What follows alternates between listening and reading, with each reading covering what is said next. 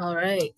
Welcome, everybody. My name is Kate Knuth. I am the climate director at the Minnesota Pollution Control Agency and really excited to have so many folks here tuning in to join the conversation about kicking off the process and work to update Minnesota's climate action framework. So this is our first public webinar about updating Minnesota's climate action framework, and we're really excited to give you kind of an overview and talk through what that means, and really importantly, how you all can get involved. So you'll be hearing from Kevin Gaffney today, talking a little bit about a progress report, and then we also have Faith Krogstad and Eva Holubchinsky, who are on the call, who can help answer questions and are going to be really key contacts for this process as it unfolds. All right, so just a few housekeeping notes. The webinar is being recorded, so we want to make sure that folks are aware of that. We want to be sharing this webinar with folks after the fact to help orient people, so we want to make sure it's recorded. Please mute your audio because we want to make sure people can hear what's happening. And you can feel free to place questions in the chat throughout the presentation that we can address during the question and answer discussion part of the agenda.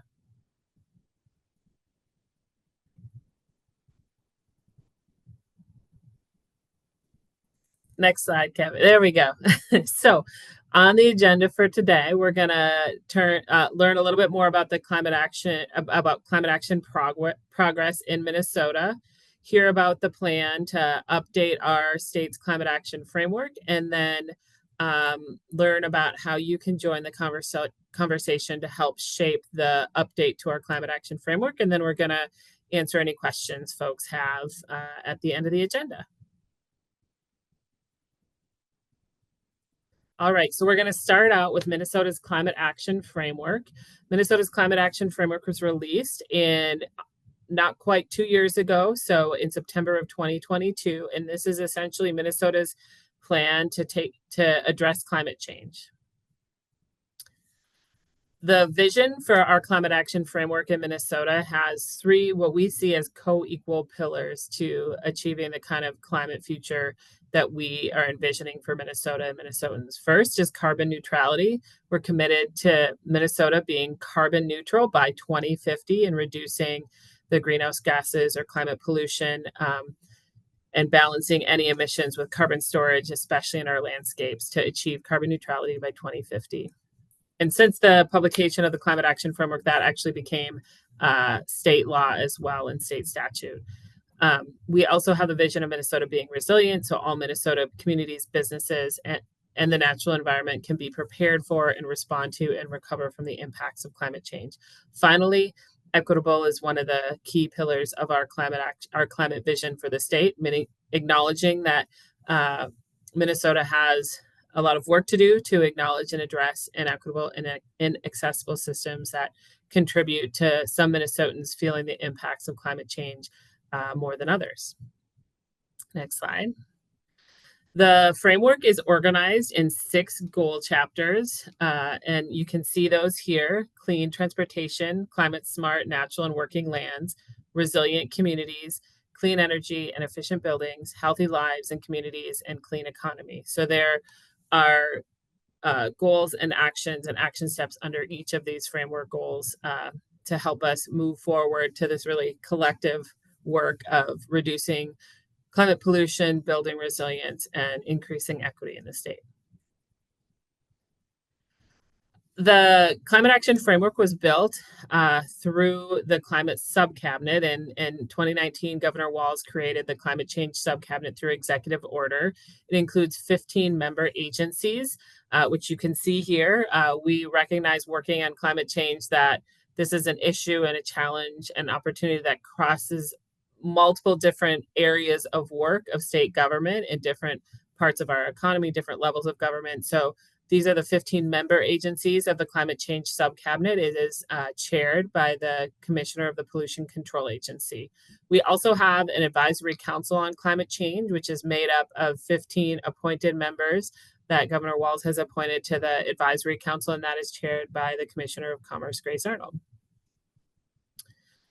All right, I am going to turn it over to Kevin because now we're almost 2 years into our first climate action framework, and we just recently released a progress report on what Minnesota has done and how we're moving. And I'm going to turn it over to him to uh, share that progress report with you. Thanks, Kevin. Awesome. Thank you, Kate. And thank you for everyone who is joining us today on this call. As Kate noted, we released the Climate Action Framework almost 2 years ago. And luckily, we've made a lot of monumental progress as a state on climate over the past 2 years. And so, one thing that we wanted to do before we began the process of updating the framework is to give people an update on the progress we've made so far on the original framework that we released in 2022. So, I think Eva is going to drop a link to in the chat to the full report that was released today, but I'm going to spend a little bit of time right now just talking about the basics of the report and some of the highlights that we want to talk about in terms of the progress we've made on climate action for the state over the past 2 years. So our objective in releasing this report was really twofold, as I mentioned. Before asking the public to provide their input on, what they want to see in the next iteration of the framework, we thought that it was really important to provide an update on what we've done so far. And as we'll talk about a little bit today, through achievements made through our legislative sessions here in Minnesota in 2023 and 2024, as well as investments made by the federal government, there has been a lot of opportunity to advance climate action in the state. And a lot of the investments that were made over the past 2 years are just starting to get off the ground. So it's been exciting to watch those programs sprout over the course of the past year or so as state agencies have been able to implement that funding. And then ultimately, we also wanted to inform and engage members of the public ahead of our climate action framework update and use this as an opportunity to get people interested in our climate planning process and hopefully provide our input on the climate action framework update going into the fall and into 2025 as well.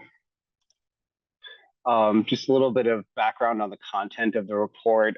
There is a review of some of the basics of the framework that Kate just described. Our basic goals of the framework, our greenhouse gas reduction goals as a state. We also provide some context on the climate impacts that Minnesota has felt over the past 2 years specifically. I think climate change has come closer to home for many Minnesotans over the past 2 years. If we think about the winter of 2023 and 2024, the winter that wasn't, and a lot of the flooding and the extreme weather that we've experienced this summer, climate change is really coming into focus. The impacts of climate change are coming into focus for a lot of Minnesotans, and we want to recognize that because it's been challenging for a lot of people, and it is a good reminder as to why we are doing this work as well. And then we have a recap of some of the wins from our 2023 legislative session, as well as some of the federal funding opportunities that have come through over the past 2 years. So, as I mentioned, the 2023 legislative session was really a monumental moment for climate action in our state. The legislature passed over 40 climate actions that were a product of ideas brought forward from the public, from nonprofits in Minnesota, from state agencies and others to really kind of advance an all-around legislative agenda that addressed climate change. And as I noted before, we're really seeing the investments that were made in 2023 start to blossom across the state through a variety of programs that are connecting people to things like access for EV chargers, funding to make their homes more resilient to climate change, funding for local governments to make their communities more resilient for climate change, and other opportunities as well. So we're excited about the advancements that we made in 2023 and how those programs are coming to life as well too. Also important to note, the Federal Inflation Reduction Act and the Infrastructure Investment and Jobs Act both created national momentum over the past 2 or 3 years that has really matched what we're doing in the state as well.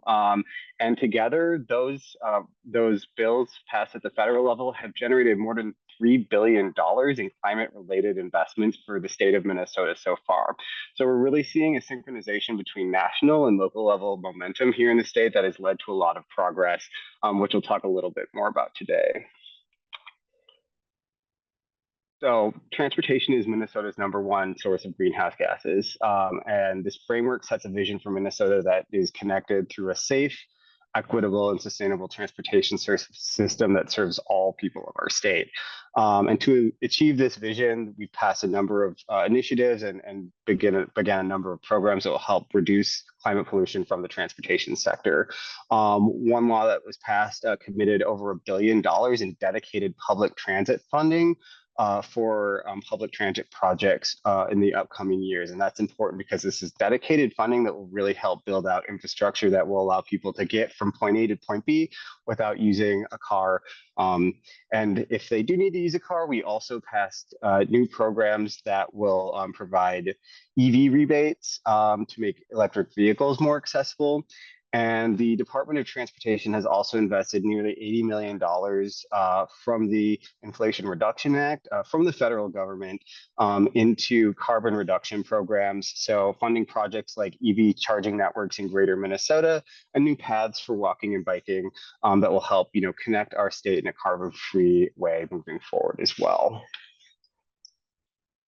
One of the real things that we recognize through the work of the framework is that climate action in our state isn't just about reducing our climate pollution. It's about preparing our communities for the changes that we're already seeing and the changes that we know will be, more dramatic to our state in the years to come. And so extreme weather caused by climate change is expected to get worse here. And if we're not prepared for these changes, our lives will be disrupted more frequently with heavier rains and hotter temperatures.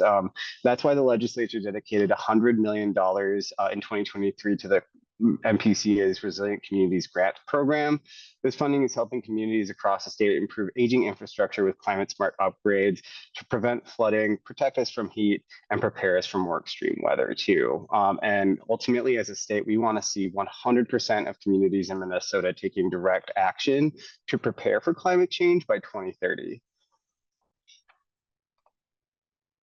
One of the hallmark laws that was passed in 2023 that is going to help our state make deep cuts into our climate pollution is our goal to be carbon free, for our electricity sector to be carbon free by 2040. And this new law that it was signed into law is going to clean up our electricity grid while creating jobs and ensuring Minnesotans have reliable, affordable, safe, and clean energy.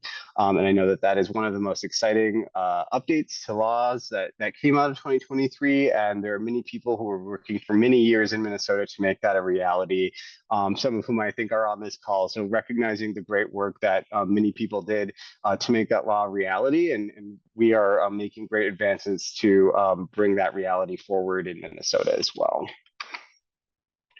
And then finally, I just want to touch on an exciting announcement that was made 2 weeks ago. We received $200 million from the EPA through the Climate Pollution Reduction Grants Program to cut climate pollution from food systems in Minnesota. This holistic program will take a holistic approach to cutting climate pollution from sectors like our agriculture sector, but also our transportation sector and our food waste sector through different initiatives, including restoring over 10,000 acres of peatlands in our state, supporting climate smart agriculture practices like no-till farming and precision agriculture, making sure that farmers and others who use equipment to till the land and to farm and produce food for our state can access electric vehicles to do that work, supporting clean refrigerants, and then also making sure that we're investing in things like compost infrastructure so that we are preventing food waste and ensuring that we're reducing greenhouse gases from our food waste sector as well. So ultimately, we're just asking folks to help us get the word out. We'd love for folks to share progress that they've seen on the Climate Action Framework, either through the own work that they're leading as a state or through the report that we shared today, through the link that I think Eva shared in the chat. And if you have questions about the report, please feel free to reach out to me or to other members of the MPCA staff who are on the call here today to answer questions. And with that, I think I'm going to kick it back over to Kate to provide an update on our update to the Minnesota Climate Action Framework.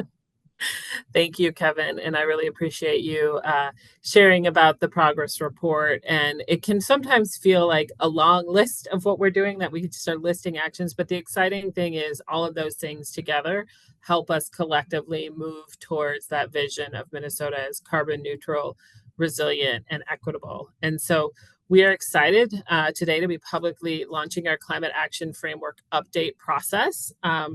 And going to talk to you a little bit about what that looks like, how that will play out, and really importantly, how you all can be involved in that work. So the Climate Action Framework has been a really valuable communications tool. It's been a go-to resource for collaboration and prioritization, both across state government, but also in communities across the state. And we're actually now in a different place with climate funding and action than we were just 2 years ago. The whole list that Kevin put out and the significant changes in policy and in investments. We're further along than we were 2 years ago, and we have the tools and resources to act even more boldly to achieve our ambitious goals. So that's a big reason we're updating the Climate Action Framework now. So there's some new opportunities with this update to our Climate Action Framework that we're really excited about. These things will enable us to make the framework more actionable and will help us be able to act more boldly and with intention as we're moving through climate policy investment and action in the state. So with state and federal funds, we're going to be able to do modeling of greenhouse gas emissions. So we'll be able to better quantify how much reduction in climate pollution we get from the actions being proposed and committed to in the Climate Action Framework. We're going to have more expanded climate mitigation strategies, and we're going to have a more in-depth benefits and workforce analysis with this Climate Action Framework update. We're going to also increase engagement, collaboration, and inquiry to go deeper and to get more clear about the specific things we need to do as a state. So taken together, we'll be able to make the framework more actionable. We'll be able to improve our readiness as a state to put climate funding to work and to attract more climate funding to take more action. And it will also help us guide strategic implementation of climate action at the pace and the scale needed to achieve our ambitious goals here in the state, our ambitious and I would say necessary goals in the state. Next slide. So the desired result of this update to our Climate Action Framework is that Minnesotans use the Climate Action Framework update to identify and implement ambitious policies, projects, and programs at the pace and scale necessary to achieve Minnesota's climate vision and goals. We're really excited about having Minnesotans across the state join in this work with us and to push it even further. We know a lot of great work already happening, and we need to continue to accelerate and mobilize to achieve our climate vision as a state. So there's going to be quite a few opportunities for feedback over the timeline of updating the Climate Action Framework. I saw a question in the chat already about how will engagement happen. So we're getting to that now. First, we're going to be working with agency staff to help determine high-level action categories. And in September, we'll be having another webinar where we'll release a draft concepts document that we'll ask for feedback from the public, both generally and in work groups. And we'll talk about work groups shortly. We're going to identify sector targets and specific actions that achieve our goals. And there'll be a November webinar to discuss these actions and the projected greenhouse gas emissions reductions that result from these actions. So this is a place where that greenhouse gas modeling will really come into play in our ability to better understand the impact and the positive impact of the actions we're proposing. In January, go back. There we go. We'll analyze benefits and workforce needs and develop the different sections of the document more fully. So we'll have a webinar in January. We'll be wrapping up the selection of different actions and discuss what the document itself will be looking at.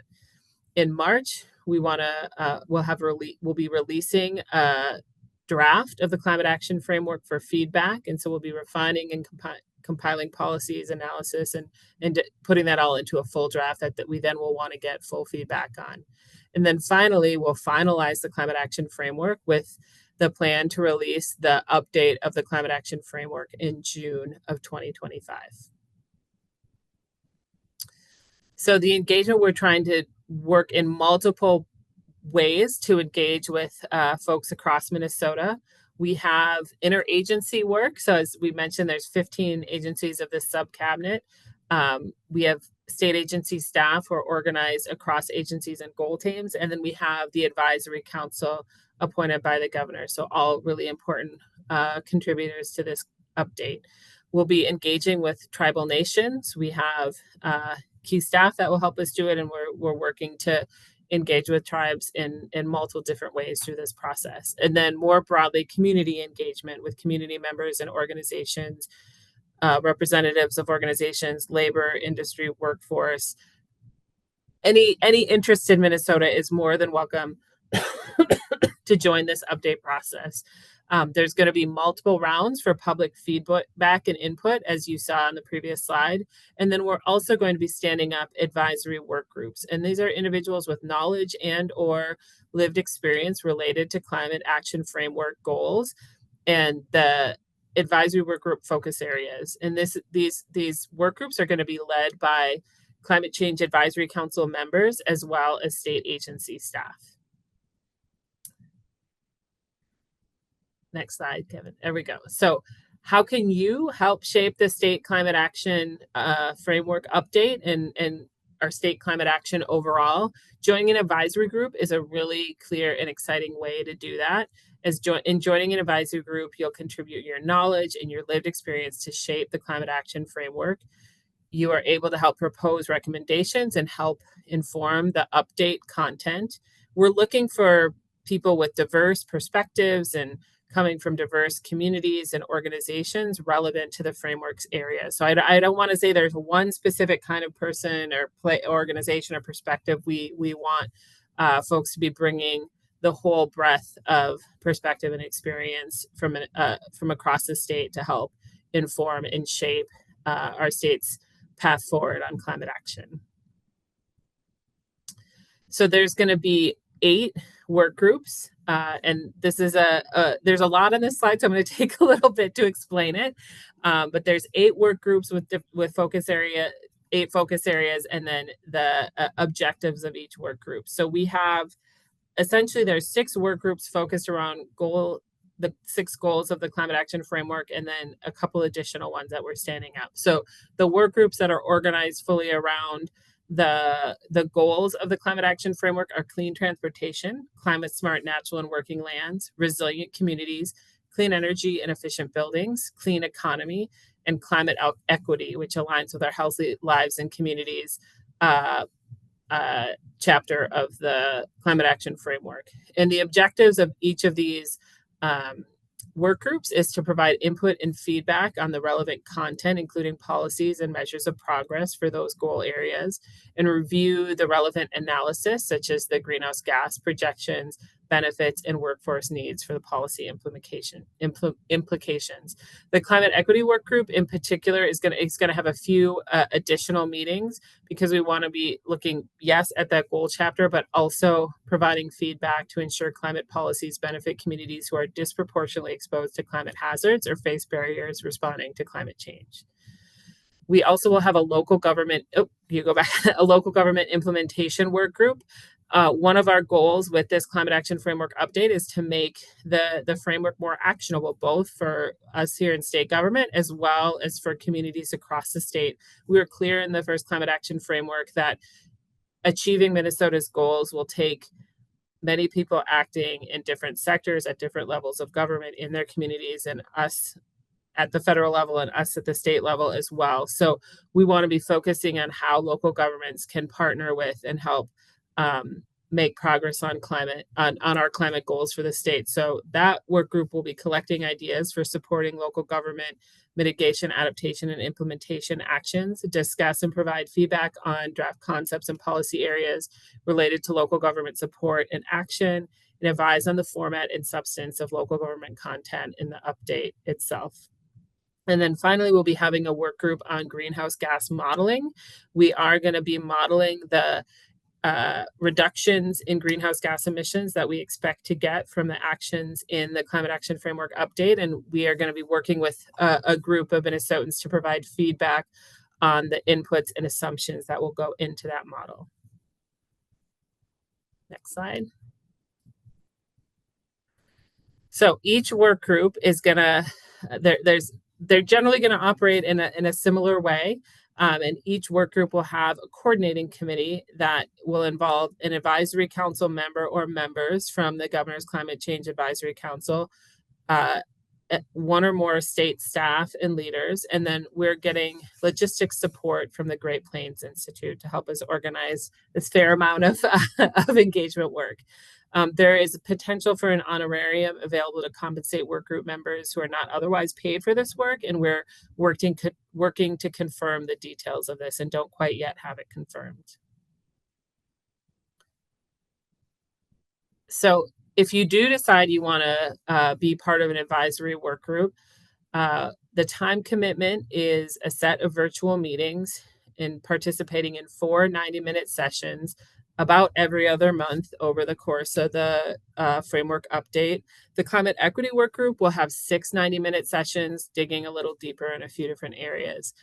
We ask that folks do pre-meeting preparation, reviewing materials such as draft concept documents and recorded webinars to make sure that we're prepared to have conversations to useful conversations in those 90-minute sessions. So we want to ask you to join us in updating the Climate Action Framework. For us to make the kind of progress we need to achieve our climate vision as a state, we need you and we need fellow Minnesotans to be part of this work. So visit our engagement page. You can scan that QR code on your screen, or you can go to the Engagement HQ site that is linked there. And we'll also, I think it should be put in the chat as well. This is going to be your landing page, your go-to page to learn where we are in the process, to find key documents, to get your questions answered. Anything you are wondering about, you can check out that website to help get your questions answered. And if the answer is not there, you can ask the question and we will get back to you. Choose your group. What advisory work, what work group are you interested in being a part of?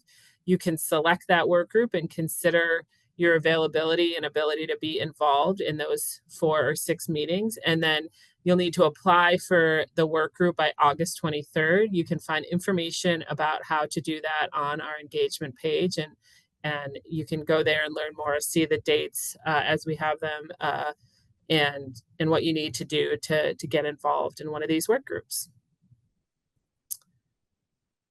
All right.